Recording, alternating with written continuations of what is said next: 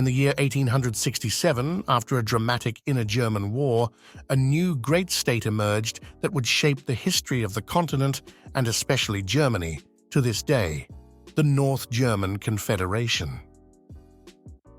For the first time, Bismarck succeeded in creating a German power bloc from the mosaic of small kingdoms and duchies, which was considered one of the most progressive states of the time. It not only had what was probably the strongest military of the time, but it also established numerous democratic elements and laid the foundation for our current federal order.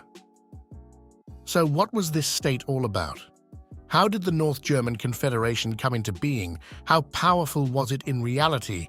And how did it lead to the final German unification and the founding of the German Empire? We will explore all these exciting questions in today's video. Enjoy. Up until the 19th century, the area of today's Germany was far from being a unified nation-state. Instead, it was a fragmented landscape of kingdoms, duchies, principalities, and free cities. This political fragmentation was a legacy of the Holy Roman Empire of the German nation, which was dissolved in the year 1806. The Napoleonic Wars ushered in the end of the Great Empire and led to the reorganization of territorial structures in Europe. Thus, after the Congress of Vienna in the year 1815, the German Confederation was established, a loose confederation of states consisting of 39 sovereign German states. This confederation served as a political structure for coordination among the member states, but was very limited in its effectiveness and could not provide effective unity or a central government for Germany. And so, throughout the 19th century, nationalist movements grew, calling for the unification of the German states under a single national identity. This movement was driven partly by cultural and partly by political factors. In this context, Prussia, one of the most powerful German states, assumed a leading role. Under the leadership of Otto von Bismarck, the Prussian Prime Minister, Prussia sought to unite the German states under its leadership. But Prussia had another competitor, Austria. Austria also saw itself in a leadership role and wanted to unite the German states under its flag. And so, the differences between the two leading powers inevitably led to a war that would decide the future fate of the German-speaking regions. The so-called German War of 1866 became the turning point. For with Prussia's victory, not only was the weak German Confederation dissolved, but it also allowed Bismarck to further advance his plan to create a German national state dominated by Prussia. Bismarck deliberately provoked the war as he saw it as the best way to develop a sense of unity among the German states. Additionally, he skillfully isolated Austria from its allies and secured the neutrality of other European powers such as France and Russia. Thus, Prussia was able to demonstrate its clear military superiority and win the conflict in a relatively short time. Austria had to agree in the subsequent peace treaty to withdraw from all future German affairs, paving the way for German unification under Prussian leadership. And so, in the year 1867, the North German Confederation was founded, a union of all North German states and an important step toward final German unity. But let's take a closer look at the North German Confederation in detail. Overall, the North German Confederation comprised 22 states, which later became federal states within the Confederation. These ranged from larger kingdoms like Saxony and Hanover to smaller duchies like Brunswick and city-states like Hamburg. It covered an area of over 400,000 square kilometers, making it significantly larger than present-day Germany, and a total of 30 million people already lived there at that time. The state had a very federal structure, making it very similar to today's Germany. Bismarck promoted a sensible balance between central decisions at the federal level and the preservation of autonomy for the individual states.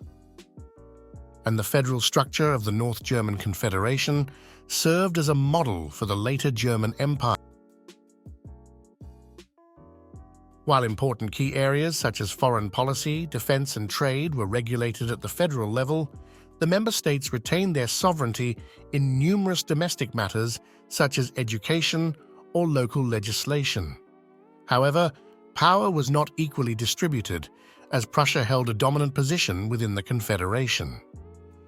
The Prussian king was also the federal president, and the Prussian prime minister, primarily Otto von Bismarck, served as federal chancellor.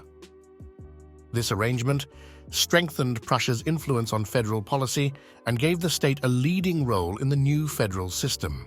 The constitution created two legislative chambers, the Federal Council and the Reichstag, both of which remain a legacy that we still see in federal politics today. The Federal Council consisted of representatives from the individual federal states, with Prussia holding the most votes. The Reichstag, the parliament, was elected by men through general, direct, and secret elections and was intended to represent the people. These were quite progressive democratic developments for the time. Nevertheless, we should not be deceived, as the state was still a constitutional monarchy in which the Prussian federal president and chancellor held most of the power. Even the important military and foreign policy matters were entirely under Prussian control. All member states were obliged to place their armed forces under Prussian command. Moreover, military expenditures accounted for 95% of the total budget at that time. This gave the Prussian leadership ample funds to modernize the army, introduce new weapons technologies, and improve military training and organization. For Bismarck was already planning the next war, yet there were also many progressive developments in terms of civil rights. The new constitution, formulated by Bismarck, granted certain fundamental rights, such as freedom of the press and freedom of association. It also laid the foundation for a unified legal system and promoted legal harmonization in the German territories. A key piece of economic integration was the creation of a common customs union.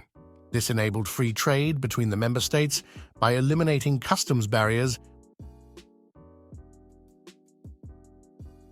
Bismarck also designated the black-white-red tricolor, a combination of the Hanseatic white-red with the Prussian black-white, as the national emblem of the North German Confederation.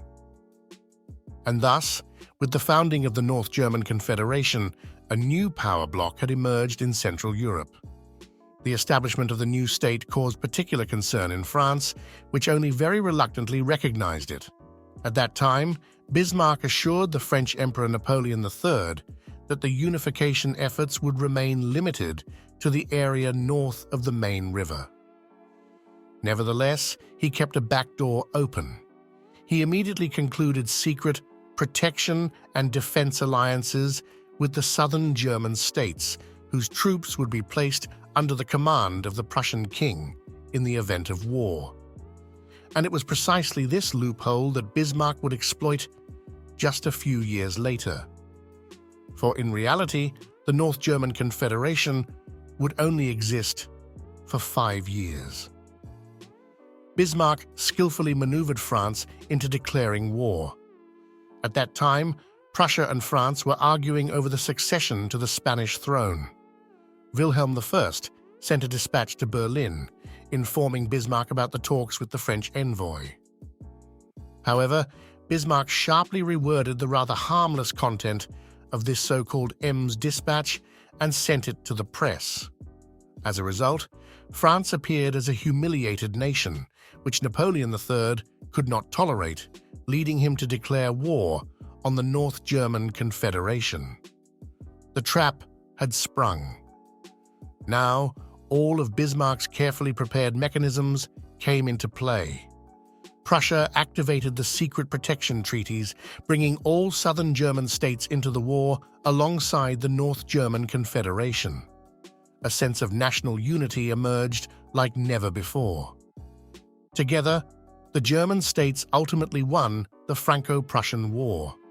And after the war, Bismarck once again used skillful diplomacy to convince the southern German states of unification. Thus, on the 18th of January 1871, the German Empire was proclaimed in the Hall of Mirrors at Versailles, and Wilhelm